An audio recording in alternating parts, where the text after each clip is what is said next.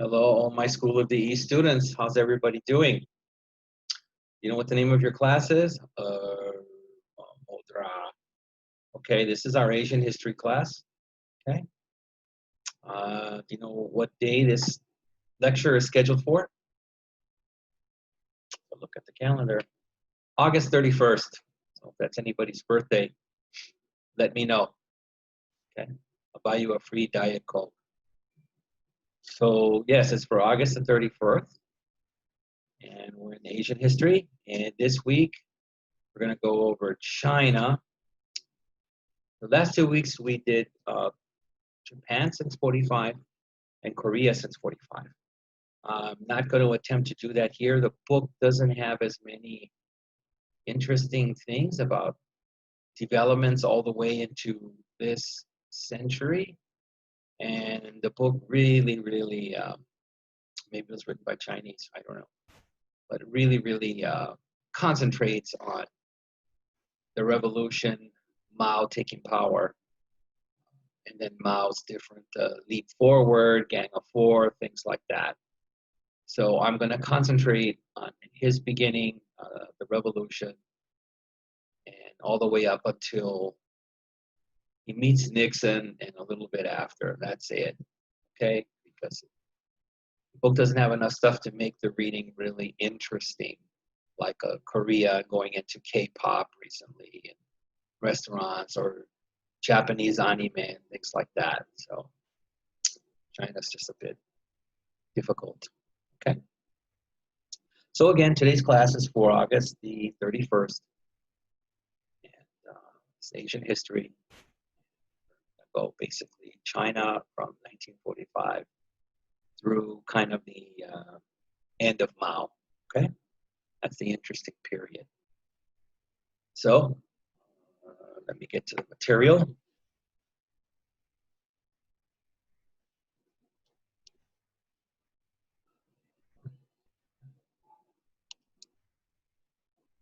I think I'm going to have to move myself away here.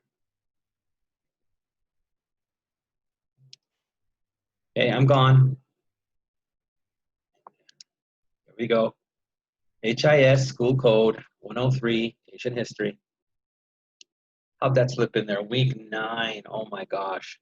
What are we going to do? That means you're getting close to the end and a final. We'll see about that. Okay? All right.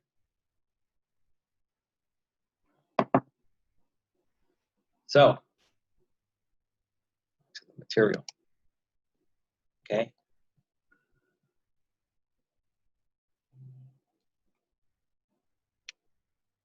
Yeah, again, I have to move it.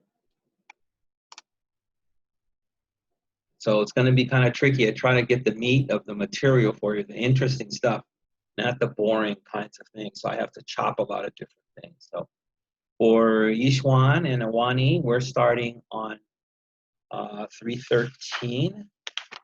I know you two girls will have your books. So the Chinese Civil War, like I said, that's where I was going to start. So we're on 313.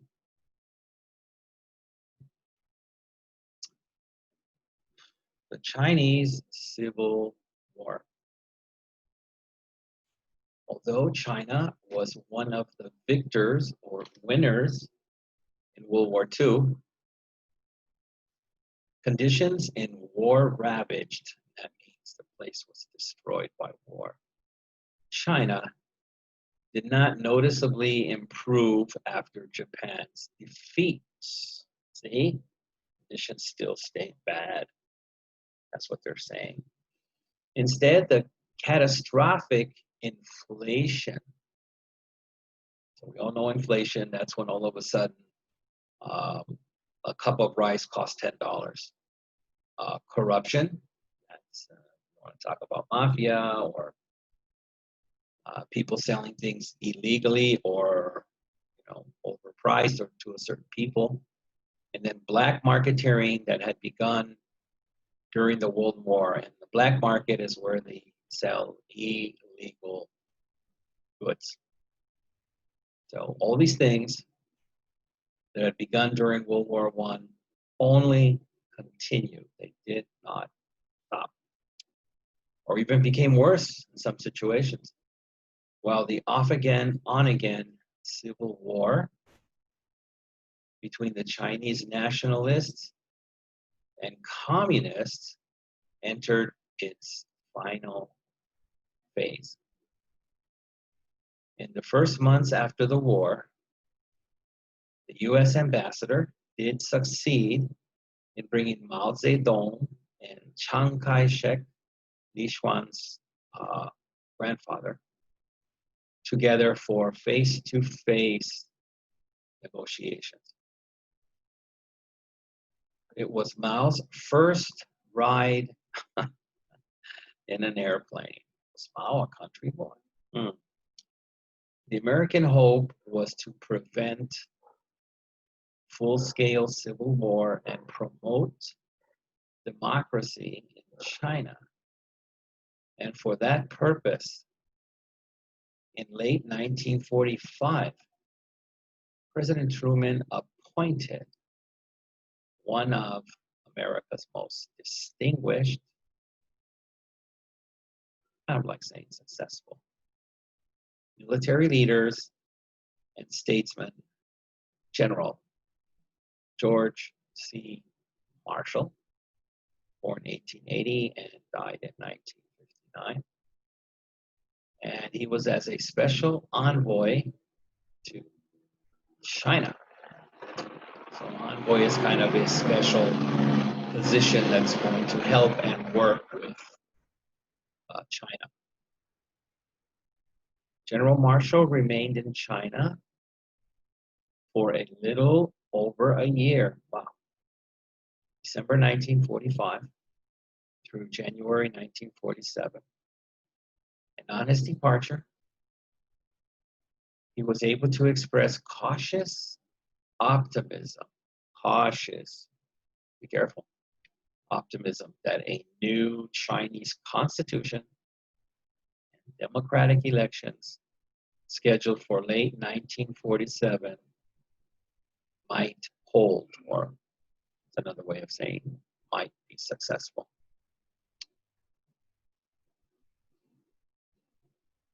But General Marshall also expressed concern that efforts at reaching a peace settlement were being frustrated by extremists on both sides.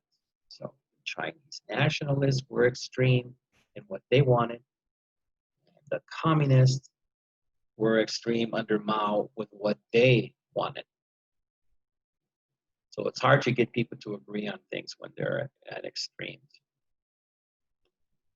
In fact, the bitter antagonism between the Chinese nationalists and communists ultimately proved to be to sustain an easy truce. And a truce is a compromise of peace.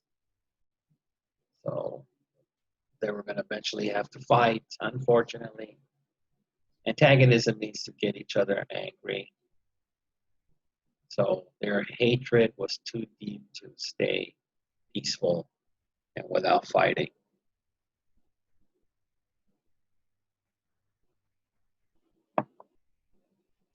The problems of post-war, which means after the war, China, in general, moreover, were proving stubbornly intractable, which means the problems we said in the first part of the reading were proving stubbornly that you just could not fix them. The island of Taiwan, for example, recently returned to Chinese rule following Japan's surrender. Residual damage from World War II, that's in Taiwan. Nationalist Chinese government economic policies that restricted the operations of a free market, and the circulation of, let me see, I'll get this. Make sure you get this. Yeah, the circulation of excessive amounts of currency all combine to foster high unemployment, shortage of goods, things that people needed to eat and survive with, and out of control inflation. So maybe a bowl of rice was $20. So when it says foster high employment, it just means it makes it easy to have high employment, shortage of goods, etc. When the investigators attempted to confiscate or take, remember I told you before, the IRS can confiscate your bank account. There's nothing you can do about it. And suspected contraband cigarettes, so contraband are illegal cigarettes, from a middle-aged female street vendor in the provincial capital Taipei in mainland's newer pinyin spelling system, resulting in a scuffle. Scuffle means a fight, small fight, that killed a bystander. Wow, a small fight killed someone. Taiwan erupted. Erupted is usually used for volcanoes, so it's kind of like exploded from within into a major island-wide rebellion, February 28, 1947. The rebellion was crushed by, and that'll have to wait because that brings us down to the bottom of 313. Okay, so I'm going to have to put some questions here. Okay.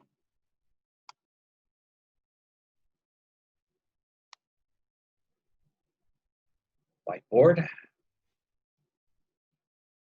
pencil. Okay.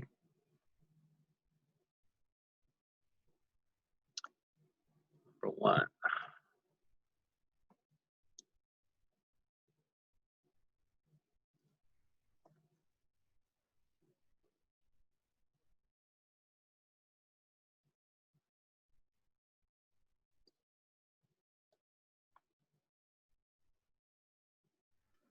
Okay, one. Who fought in China's Civil War?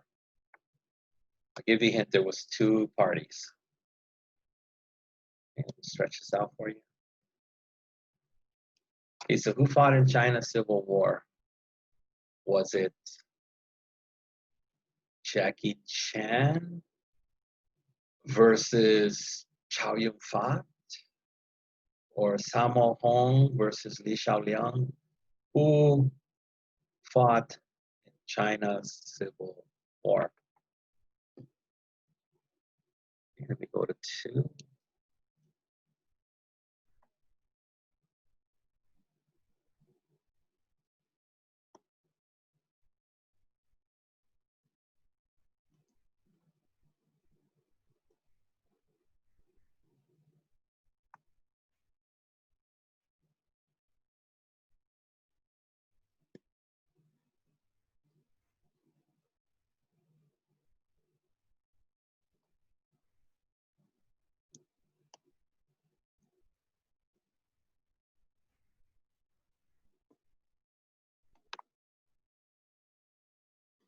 Number 2, which high-ranking American came to China to talk to both groups? A little stretchy pull here.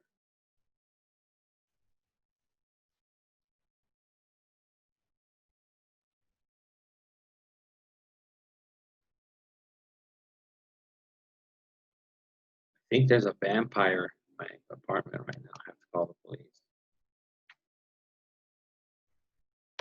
I will. Okay, I have one more question on the first page. Vampire is violent.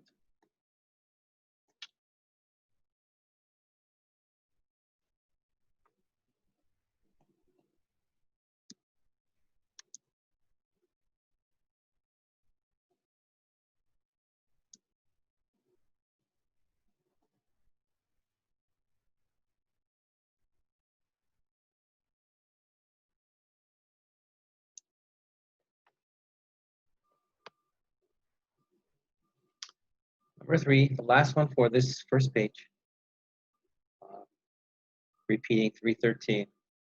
What happened in Taiwan on February 28, 1947? Was it Chiang Kai-shek's birthday? Was it the day that Wang Yi got married? What happened in Taiwan, February 28, 1947? Or was it Jimmy Wang Yu's first Kung Fu movie? Okay, let me give you a bit to write those down. Let me make my markings.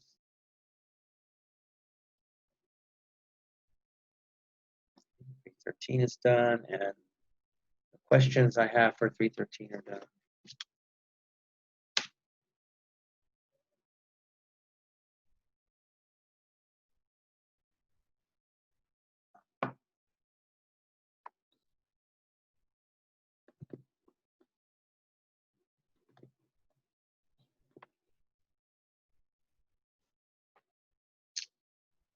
Hopefully everybody's doing okay. Young Peel, I see Kapchagi, you just sent a bunch of assignments. Where were you for many weeks? Oh, teacher, I was trying to find a pencil. Oh, okay. And your bodyguard, is she still around? I wonder. Okay, I guess that's enough time. I can go for the eraser.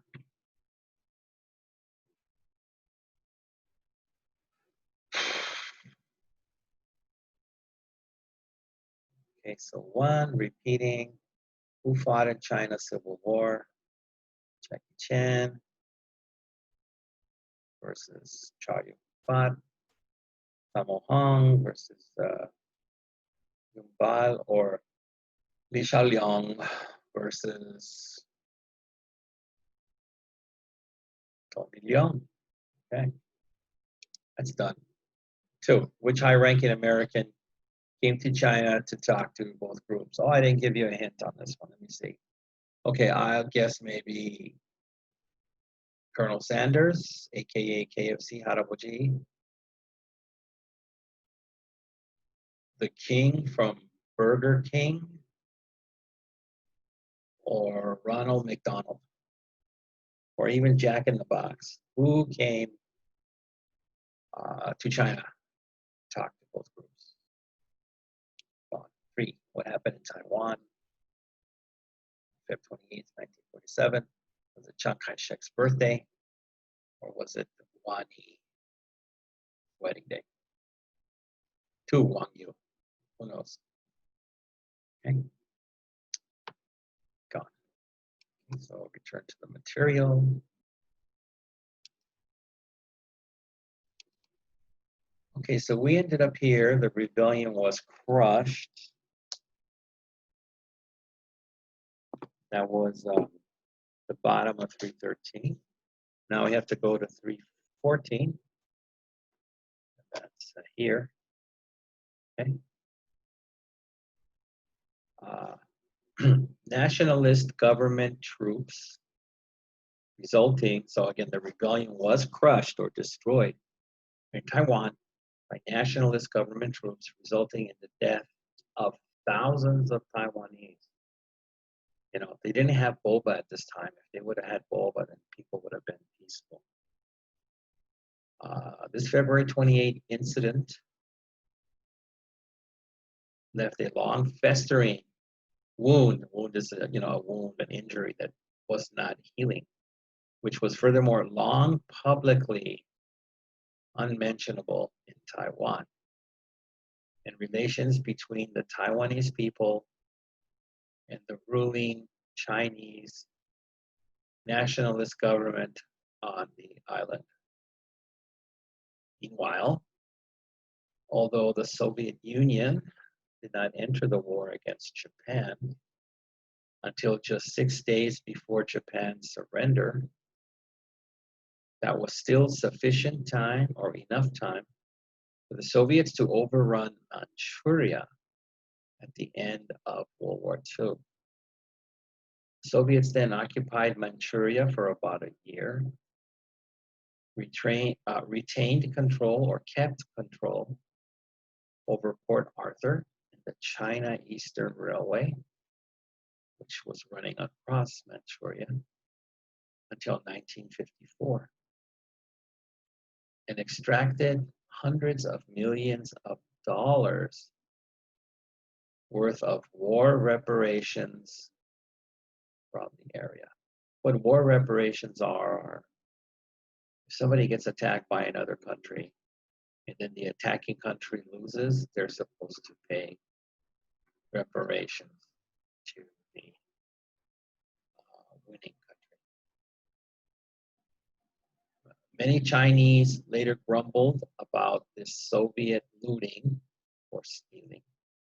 But in the short term, the massive Soviet military presence definitely gave a boost to the Chinese communists. Why? Because they were communists. The Russians turned over to the Chinese communists some 750,000 captured rifles, 18,000 machine guns, and 4,000 pieces of artillery. Manchuria then became the launching pad for the Chinese Communist military reunification of China. So launching pad is AKA a starting point. That's what it means. Okay, that finishes the first paragraph on 314.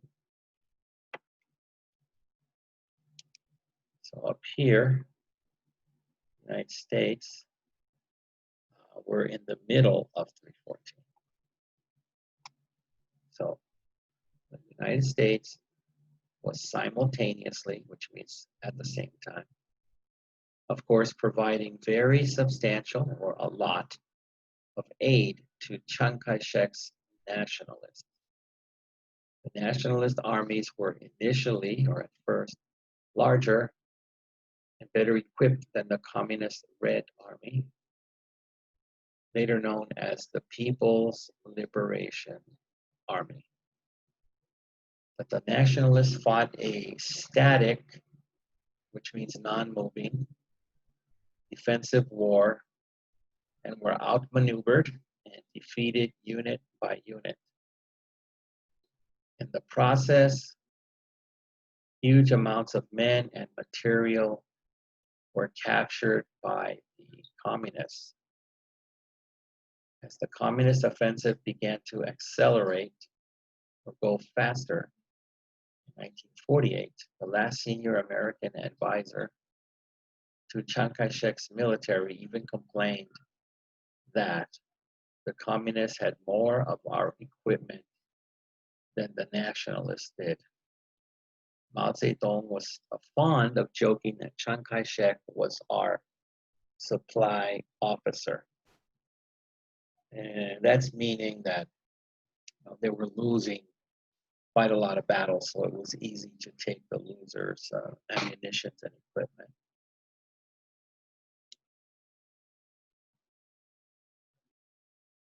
Events now began to unfold or happen quickly. Beijing fell to the communists in January 1949. And by April, the Red Army, coming down from the north, was staging assaults across the Yangtze River into South China. Chiang Kai-shek retreated with some 2 million followers to the island of Taiwan, where the Republic of China at least nominally survives to the present day. And on October 1st, 1949, Mao Zedong stood on Tiananmen, the old gate of heavenly peace, rather than the new Tiananmen Square, which did not yet exist, and proclaimed the establishment of a new country called the People's Republic of China. So this brings us to the very bottom of the page. Again, 314. Despite the revolutionaries' considerable resentment at what they remembered as a century of Chinese national humiliation under the hands of Western imperialists, Westerners in China were not all immediately expelled or kicked out after the communist takeover. The American president, furthermore, even briefly contemplated or thought about recognizing the new People's Republic. But following the outbreak of war in Korea in 1950, started by Mr. Hong, the United States firmly recommitted itself to support for Chiang Kai-shek's nationalist republic of China on Taiwan, recognizing it as the only legitimate. That brings us to the bottom of 314.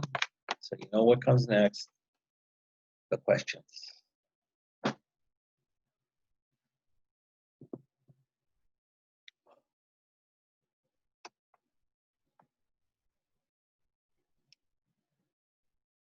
Whiteboard. Pencil.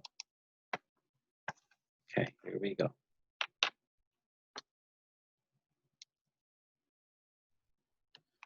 Question 4.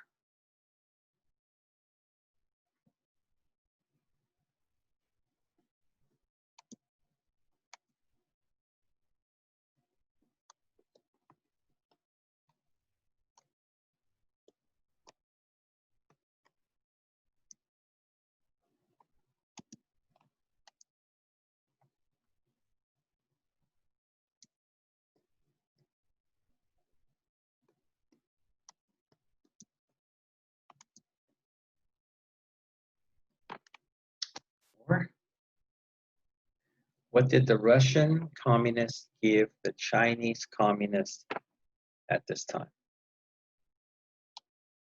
Stretching out.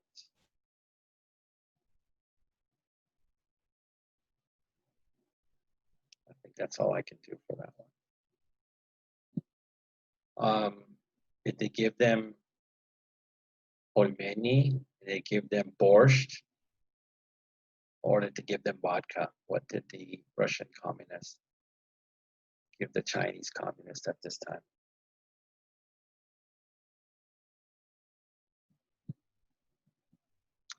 Question 5.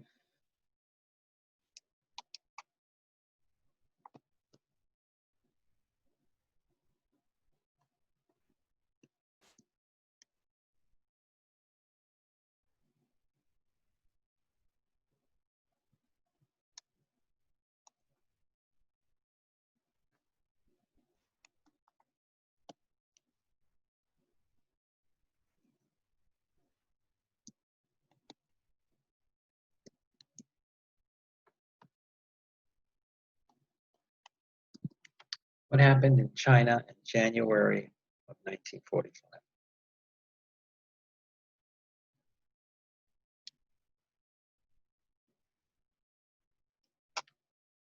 That one I was able to stretch out well. Do you want 2 questions on this page? It was a long one, so that means we got to have more. Sai.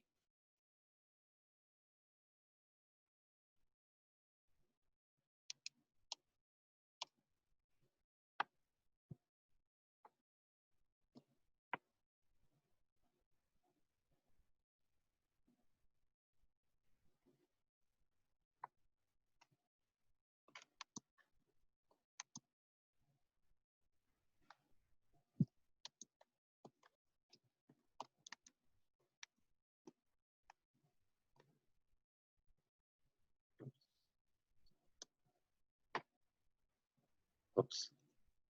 What's going on here?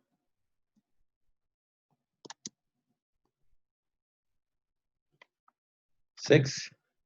What did Mao declare as China's new name? Did he say China will now be called the Kingdom of Panda Express? Or did he say China would be called Chinatown?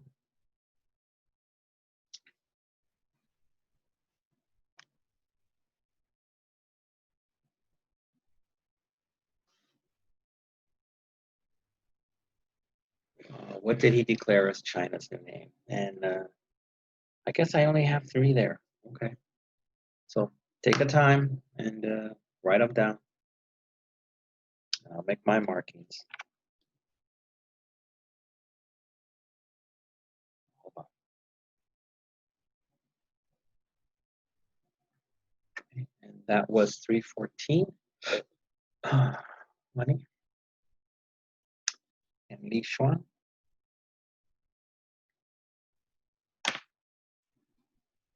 I need some multi to pass the time.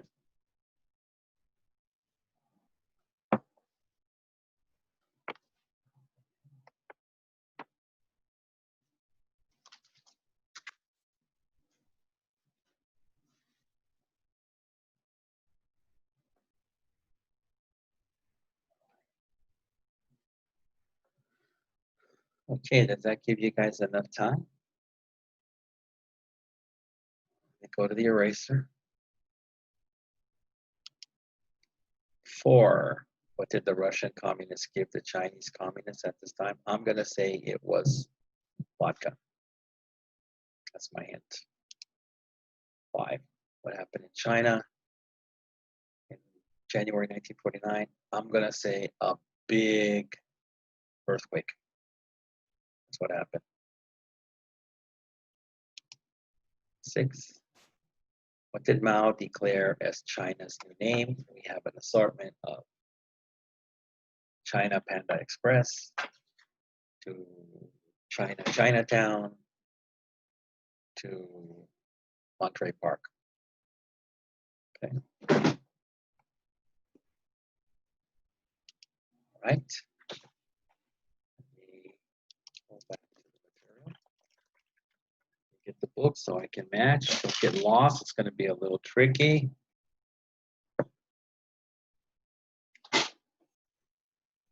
So we finished down here under the Chairman Mao's in China. It says only legitimate. And that would be the end of 314. So now we're going to move on to 315, which is up here. Okay. All right. So again, down here it says Chiang Kai-shek's Nationalist Republic of China on Taiwan, recognizing it as the only legitimate government of China. That's from the US. And the containment of communism emerged or came forward as America's grand design or desire. Cold War alignments now rapidly harden. So if you're not sure of what the Cold War was, that was a war basically between Russia and the United States. Later it involved China because they were communist, like Russia. And there was no actual war of soldiers fighting each other. But the war was the United States trying to keep countries non-communist, and Russia and China trying to make other countries communist. The new PRC, People's Republic of China, for its part, adopted a policy of leaning to one side by cultivating or growing relatively cordial or friendly relations with the Soviet Union. In December 1949, Mao Zedong went to Moscow on his first ever trip abroad or overseas. Actually, he doesn't have to go over a sea to go to Moscow, but to participate in the celebrations surrounding Joseph Stalin's 70th birthday.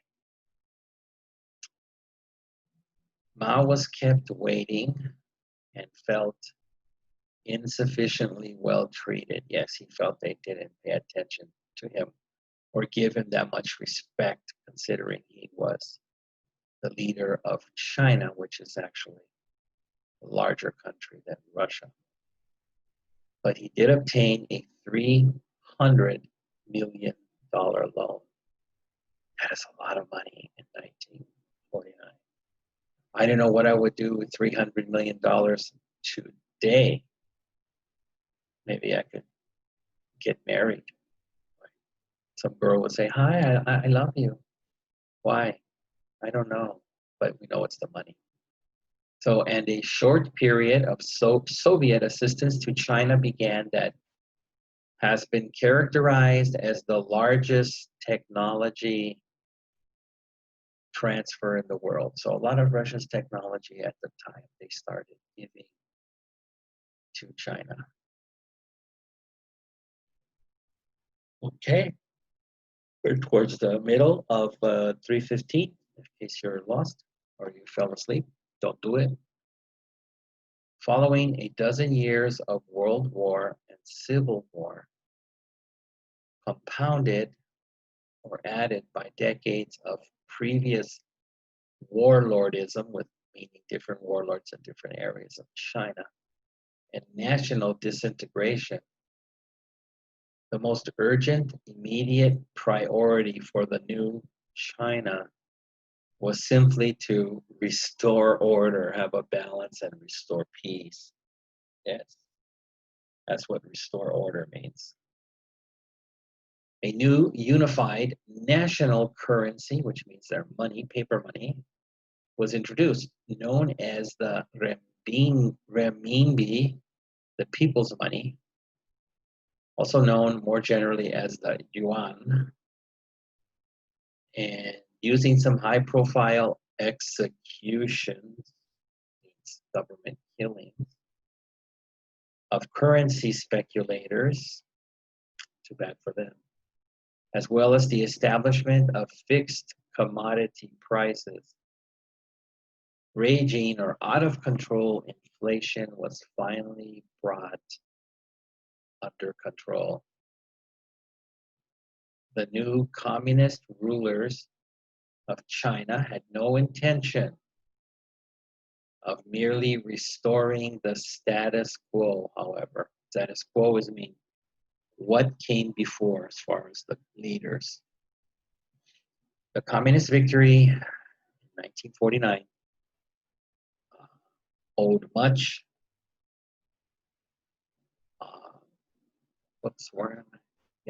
owed much to the mass mobilization of popular sentiments of patriotic nationalism to save China from foreign threats like the US or Japan, perceived or real. So that means thought about or actually real. But the communist leaders were also sincerely committed Marxists and were determined to carry through a Marxist social revolution. Okay, we're at the middle here, 315. This presented some serious challenges. Although a striking number, which means a very high number, of early top Chinese communist leaders had studied in Europe or the Soviet Union by 1949, the overwhelming majority of party members and cadres, meaning persons in leadership positions, were poorly educated and unfamiliar with the wider world beyond China. Marxist theory taught that historical progress is driven by class struggle through a regular series of stages, defined in terms of modes of production. The most relevant or important of these stages were supposed to be the transition from feudalism, which is what China was, to capitalism, and then in the future from capitalism to communism. Theoretically, therefore, communism was expected to emerge or come out of the most advanced stage of industrialized capitalism as a result of class struggle between the factory workers, the proletariat, and factory owners. The glaring problem, or the highest problem for China, of course, was that factories and factory workers were both quite sparse. And sparse means very little of either in the China of 1949. According to theory, Marxist theory, China was not yet capitalist, but rather still feudal. And this brings us to the bottom, the last paragraph on 315. Actually, however, conditions in China bore little resemblance, or looked a little like medieval European feudalism either. And there were some difficulties in applying the feudal model, again, of Marxism. Tweaking or adjusting the general theory to better fit Chinese conditions, the specific formula that Chinese communists developed was that China was semi-feudal, semi-colonial. The Marxist revolutionary solution to semi-colonialism then was to rise up as a nation and drive out the foreign imperialist exploiters.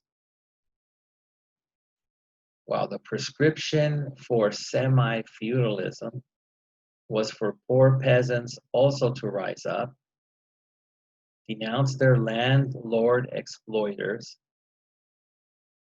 confiscate, again, IRS, take, and redistribute their land.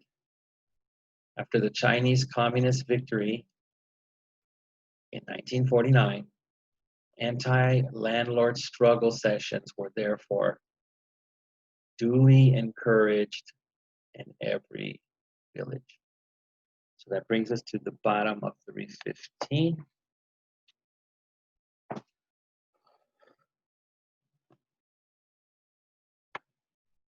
Means I have to go back to the whiteboard.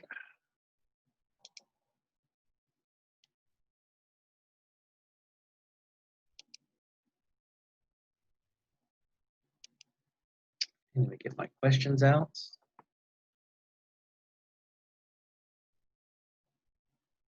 So be question 7.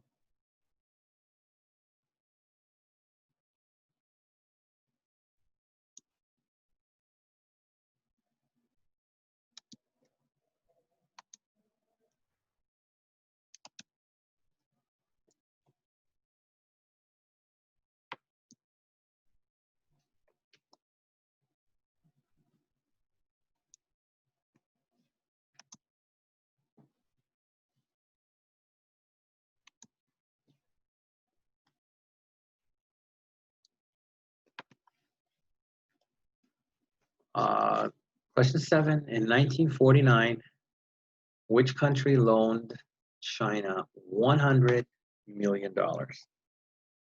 Was it Mexico? Was it Ethiopia? Or was it Hawaii? Which country loaned China $100 million in 1949? I was not alive in 49, so I do not know. Okay. Question 8.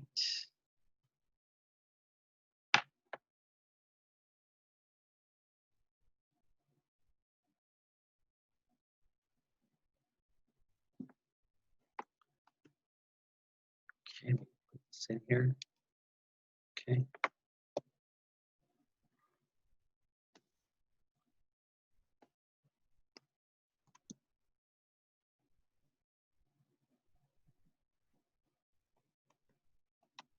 Wow, what's going on?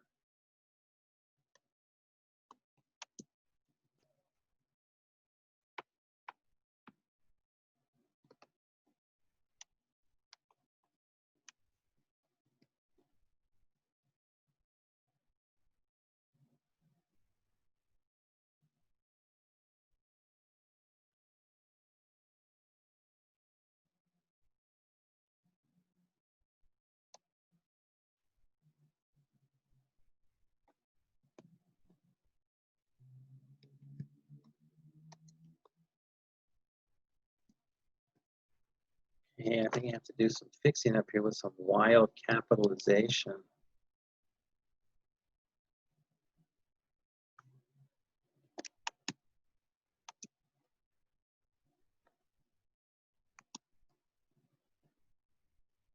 Okay, so here's your question. At this time, Chinese communists felt that China was still what? Don't be funny like Temujin. Oh, China was still China. Oh, what happened there?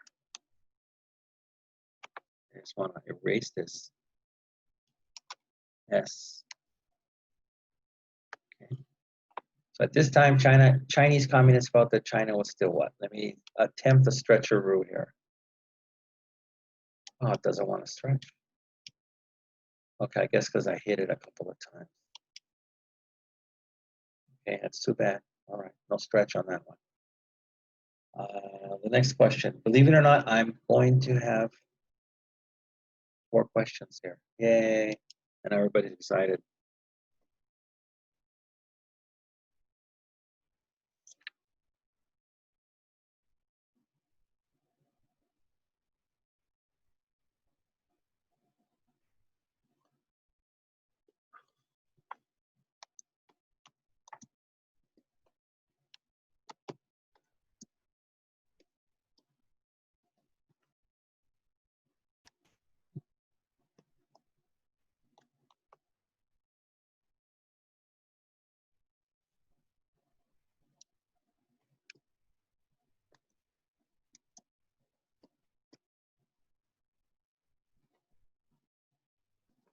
Nine. What was considered Mao's strongest approach to politics or style?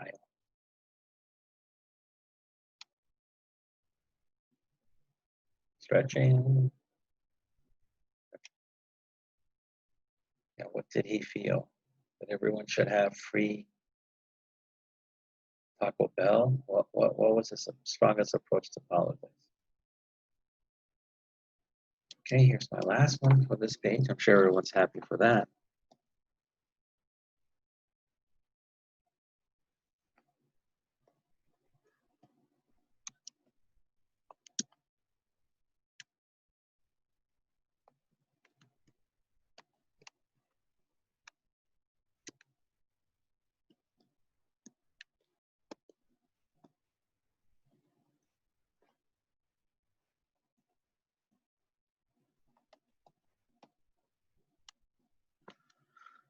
Okay, 10.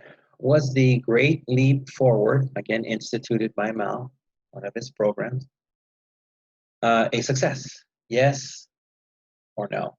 Don't tell me. Well, for me, it was Mola, I don't know. What would you do? So let me give you a few to write those 4 down. Let me make my marks.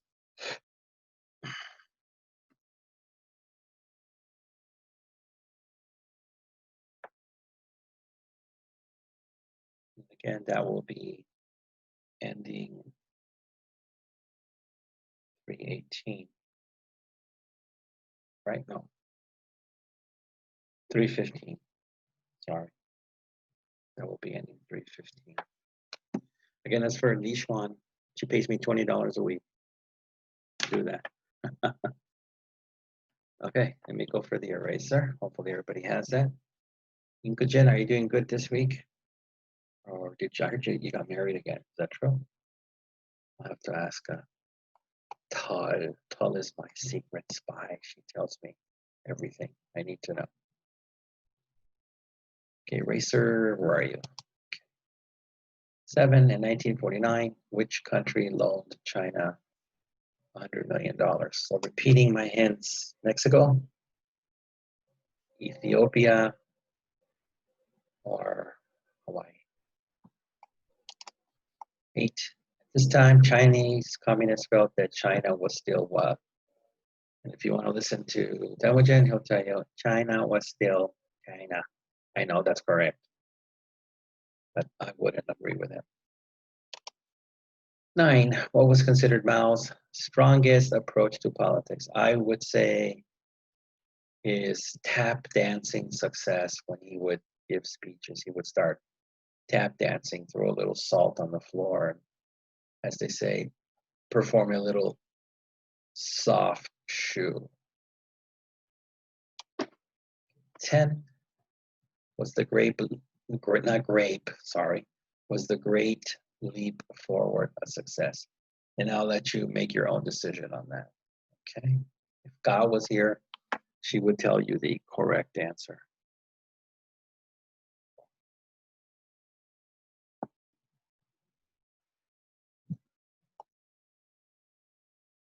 Can this get erased? Yay! Okay, so back to the reading material. And let me get the book.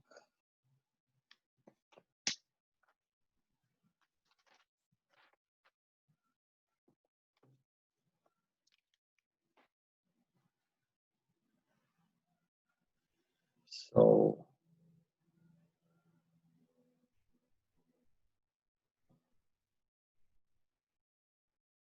we ended here, and every village.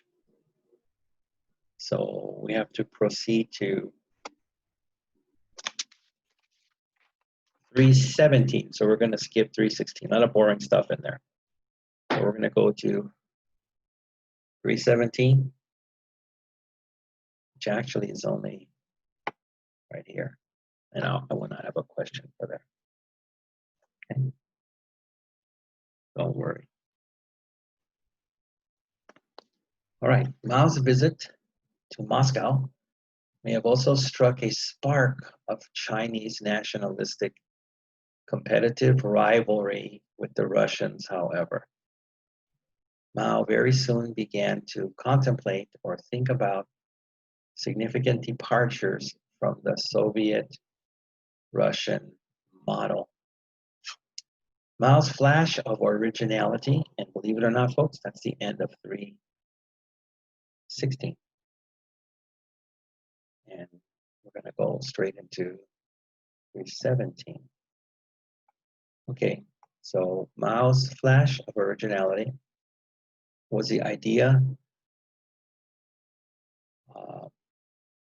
that industrialization, making of factories, and economic takeoff could be achieved through people power in the form of mass mobilization of labor through spontaneous popular enthusiasm, rather than necessarily through the introduction of new technologies, capital investment, or elitist, technocratic, Soviet-style centralized planning. So in other words, since China has always had the largest population in the world, just use millions and millions of people for labor. Mao, who was particularly fond or really liked a story about a crazy old man who nonetheless eventually moved an entire mountain bit by bit, was convinced that if sufficiently motivated and determined, people can achieve seemingly impossible goals. Of course, that's them working, not him.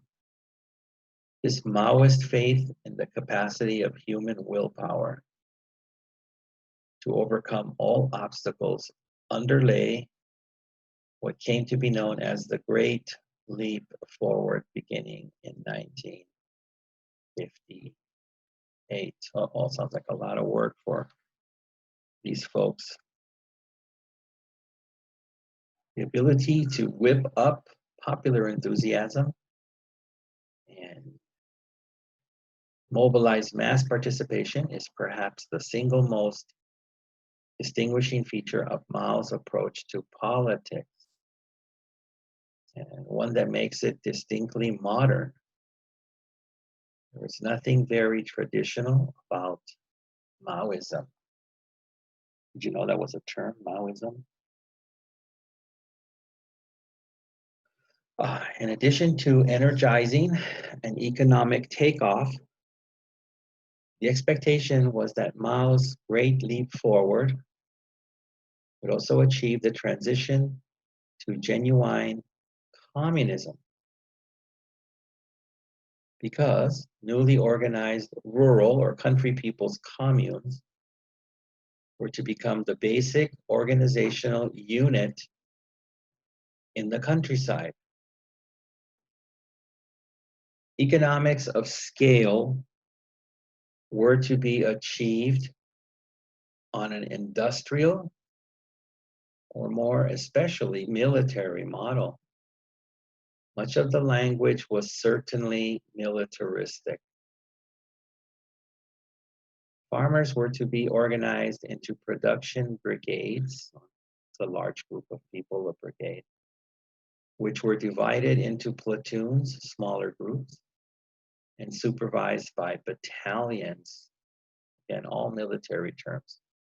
Women, too, were to join the labor force, being liberated from their household chores by collective nurseries and mess halls.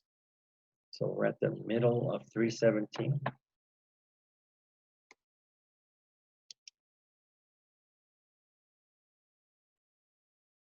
The Great Leap Forward was announced in early 1958. The first experimental commune was established in April. And by early autumn,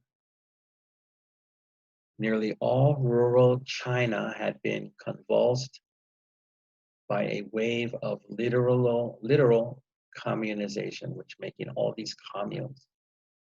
For a time, even the most cautious of China's leaders were swept away by Mao's enthusiasm for rapid or quick socialist development. But the Great Leap Forward quickly turned into a great disaster. The most notorious examples of this were the so-called backyard steel furnaces that were intended to double China's steel and iron production in a single year. As many as 90 million people were mobilized for some degree of participation in smelting steel. That's when you melt steel.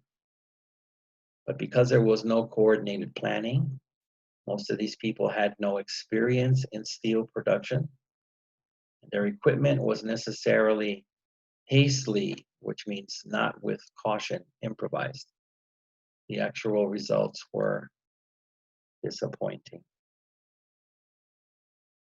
Now we're going to the last paragraph on 317, Li Xuan. Even more serious was the disaster in agriculture, or AKA farming.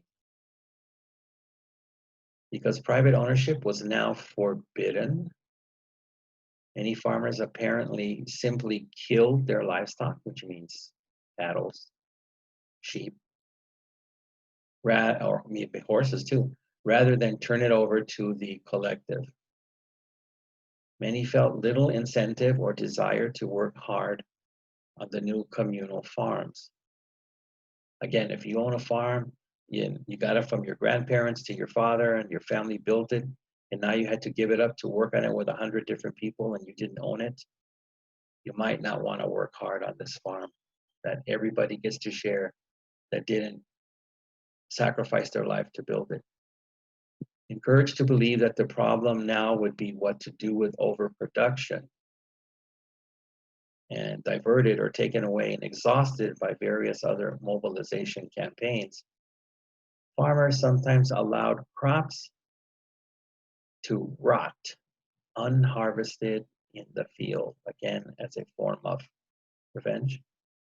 In other cases, the yields themselves, or what the crops gave, were meager or little, because of excessive faith in the idea that planting seeds deeper and closer together would increase production, but it didn't. The law of unintended consequences also took its toll. A massive Maoist campaign to kill sparrows, there are these little birds, I think Koreans call jebies. Mr. Hong, are you a jebi? Okay. As pests, led to plagues, and plagues are diseases on a mass scale of insects that had previously been eaten by those sparrows. So now, without the birds, after you killed them, nobody's there to kill the insects. So now the insects keep on having babies like insects, and you have a plague of these things where there's so many you can't even see in front of you. Other Maoist mass mobilization campaigns caused deforestation, which means a loss of forests, soil erosion, which the soil turns up bad, and environmental damage. Yikes. Although the Great Leap Forward began, okay, that brings us to the bottom of 317.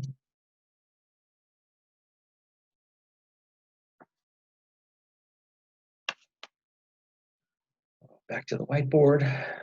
Hopefully Titan can calm down for the day or evening, whenever she listens to this pencil.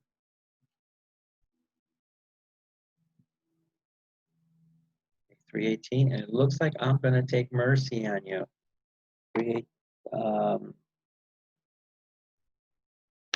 Yeah, 317. Oops, did I skip it? So, okay, so just a couple of questions here. 11, look at the pencil. Okay.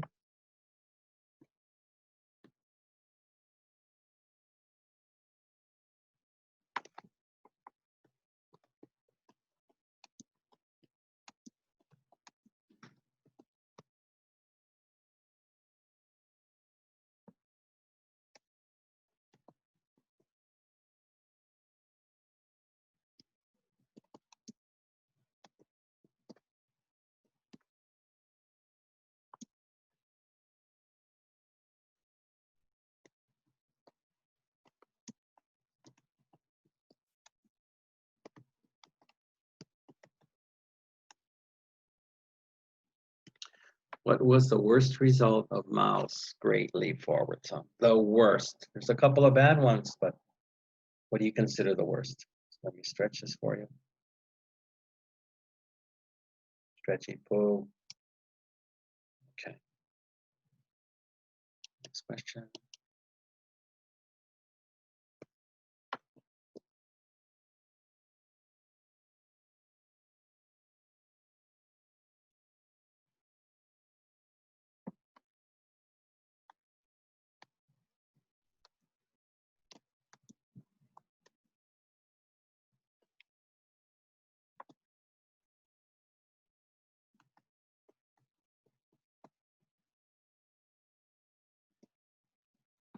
Who were the Red Guards? You might have to wait a bit for that, but write it down.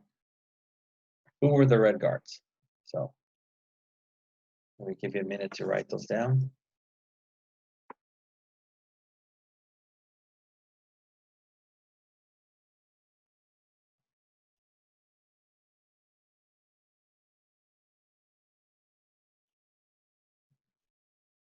Okay. Carolina, are you doing okay? I heard a rumor you also got married, so congratulations. He was a very handsome Indonesian man who owned 3 Indonesian restaurants. Okay, if you see Ken, say hi to Ken for me. Okay. All right, did you write those 2 down? I didn't give you any hints. Sorry, I forgot. So, what was the worst result of Mao's Great Leap Forward? Leap means jump. So he took a big jump over the Yangtze River and he broke both ankles. That was the result of Mao's Great Leap Forward. Right, Young Peel? Oh yeah, Mada. Do you have a pencil today, Young Peel? No? Okay. I believe it.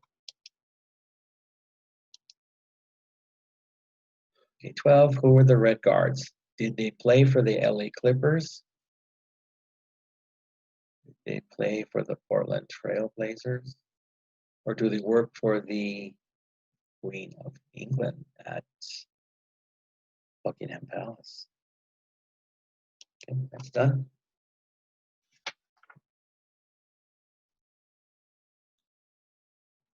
Okay, on to continued reading. So, you get the book.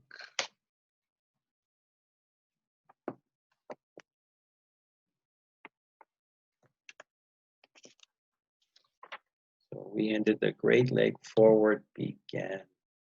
That's my mark down here. So we're up here at 318. In early 1958, amid great popular enthusiasm, that's how it began. By fall 1958, serious shortages were already becoming apparent. It is now estimated that at least 15 million people and possibly more died of malnutrition during the famine caused by the Great Leap Forward in the years 1958 to 62. I told you might have to wait a bit. Sometimes I trick you. Because Mao sometimes encouraged criticism. Be careful with people like this.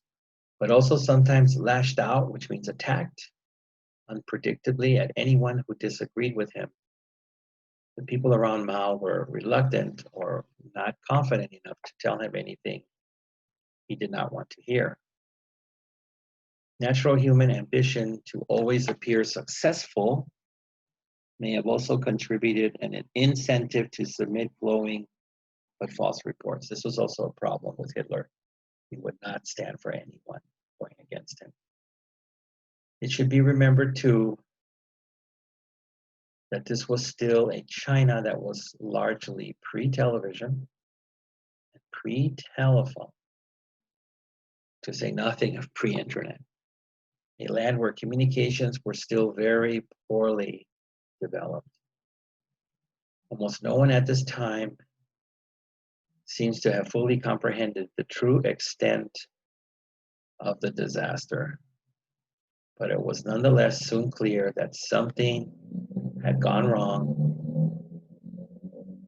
Even Mao came to endorse more realistic corrective measures, but not happily. So that means he was pissed off that his original methods were not working. But he had no choice because people were dying. He had to change.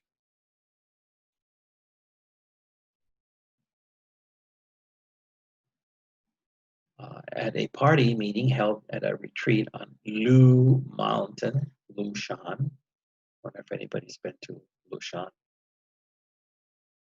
I've climbed it many times. In 1959, the defense minister, a hero of the Korean War, dared to offer a critique. Be careful. In a private letter to Mao, the Great Leap Forward as a violation of the basic laws of economics. Mao had this criticism publicly circulated at the meeting, however, and strongly denounced it or went against it. Even as the hardships caused by the Great Leap Forward were becoming unmistakable, Mao's prestige or fame was still unchallengeable. Mao won the showdown, and the defense minister was purged or disappeared, which means either went to prison or was killed, as a bourgeois element. And bourgeois is people from the old high society.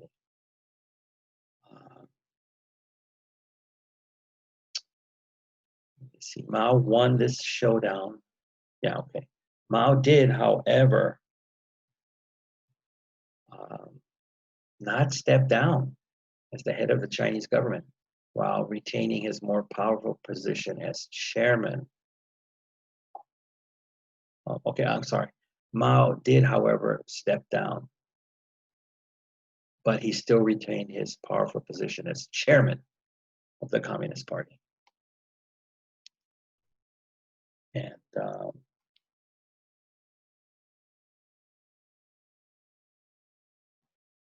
me see, let me make sure. Okay, yeah. More pragmatic leaders began to introduce measures. So pragmatic is realistic measures to restore the economy. Over the next 3 years, Mao was seen so seldom in public that some observers in the West began to speculate or think that he might even be dead. So kind of what's going on with Kim Jong-un now in North Korea. People are not sure. We've heard he's in a coma. We heard he's dead. We heard a general's running the country secretly, or that the sister is. We don't know. But Mao was not dead.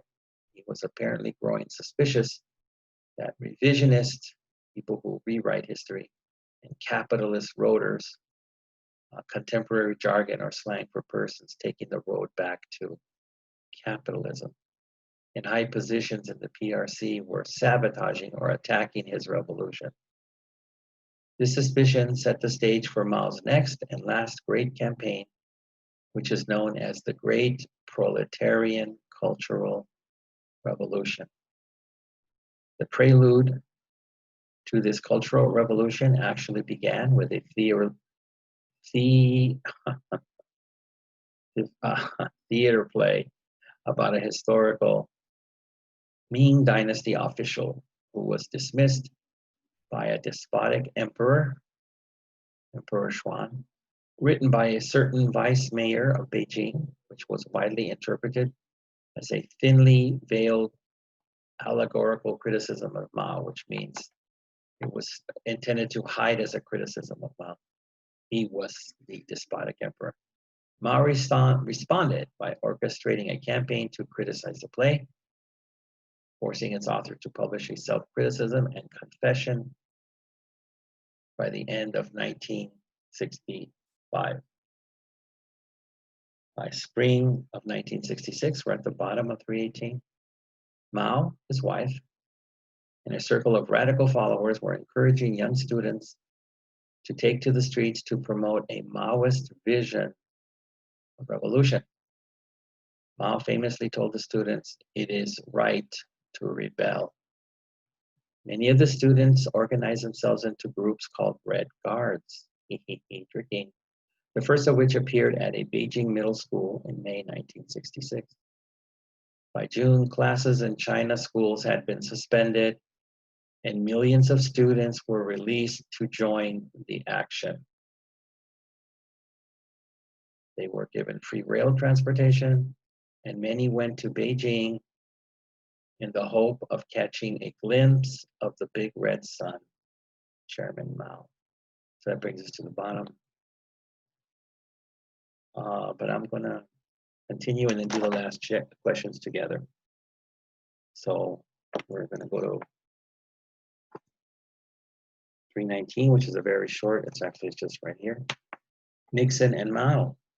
Meanwhile, ironically enough, changing world conditions were leading to a dramatic thaw, or that's when something was frozen and we're thawing it out, in relations between the United States and China. Mao had once dismissed US imperialism as a paper tiger and leaned toward the Soviet Union.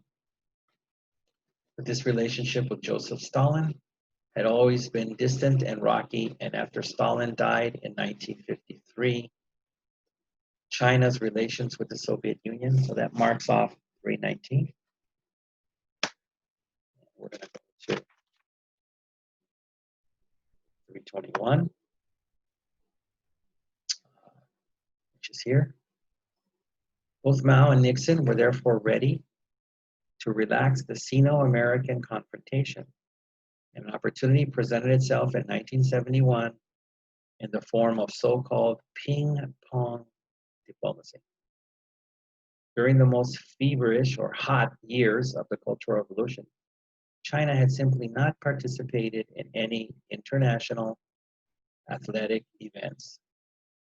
With Mao's approval, however, a Chinese team attended the 1971 World Table Tennis Championship being held in Japan.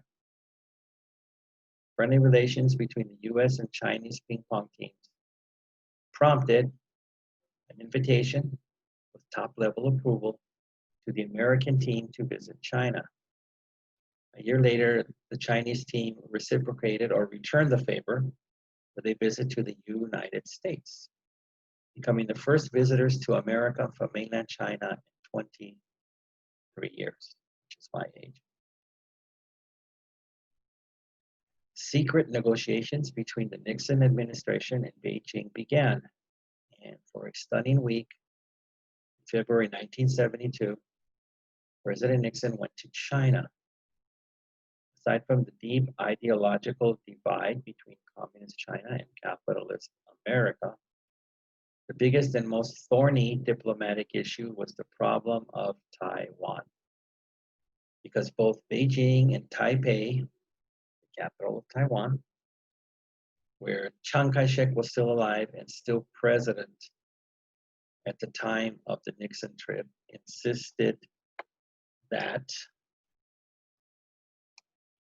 and this is the end of our reading for today. So we're on 322. Well, actually, yeah, we're going to end 321 here, go to 22. This will be 22. There were only legitimate government of all China. The United States delicately sidestepped the issue in the resulting formal document known as the Shanghai Communique. So there's Nixon. This document acknowledged that Chinese people on both Taiwan and the mainland were in agreement that there is only one China and that Taiwan is a part of it, and expressed the desire that this issue be settled peacefully by the Chinese themselves. That was the Shanghai Communique. The Shanghai Communique also affirmed the American intention of progressively withdrawing U.S. military forces from Taiwan. Despite this breakthrough in 1972, the United States did not officially switch recognition, not officially, from the Republic of China on Taiwan, Taipei, to the PRC on the mainland, Beijing, until 1979. Even after that, the U.S. Congress, which does not always docilely or weakly follow the lead of the White House, almost immediately passed a new Taiwan Relations Act, committing the U.S. or United States to a high level of continued support for Taiwan, despite official U.S. non-recognition after 1979. Nonetheless, the 1970s marked the beginning of a new era of friendly feelings between the United States and China. That's it for our reading for today. That ends page 322. So let me go for the last questions, which, you know what? I think I only have one. Oh my gosh. What's going on? Whiteboard, pencil. This would be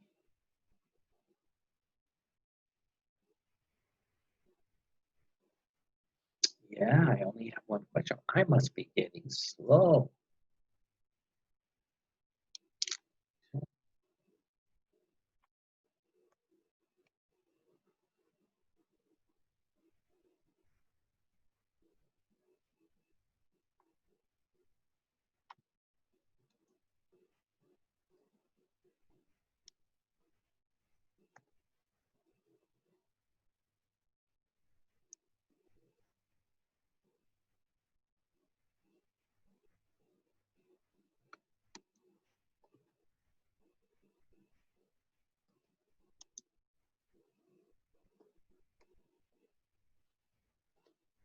So 13, our last question for the day.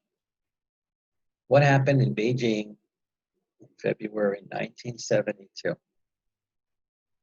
Was that when the first McDonald's was opened in China?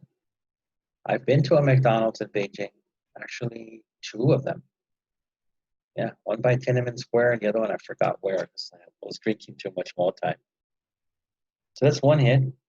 Or what happened in Beijing in 1972? That's when Mao Zedong married Pong. that what happened in Beijing in February of 1972? I mean, I don't know. I wasn't even born yet. I was born later. I was a disco baby. I was born during the disco time. That's too early for disco.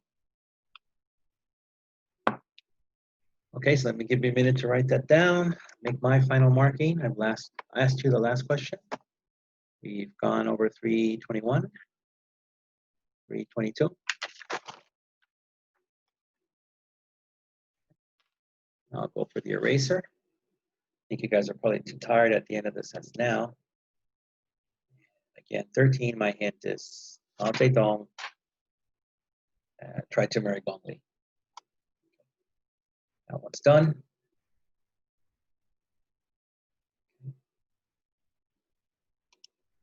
All right, there I am. And we're ending it for today. So take care. I'll talk to you soon. Bye-bye.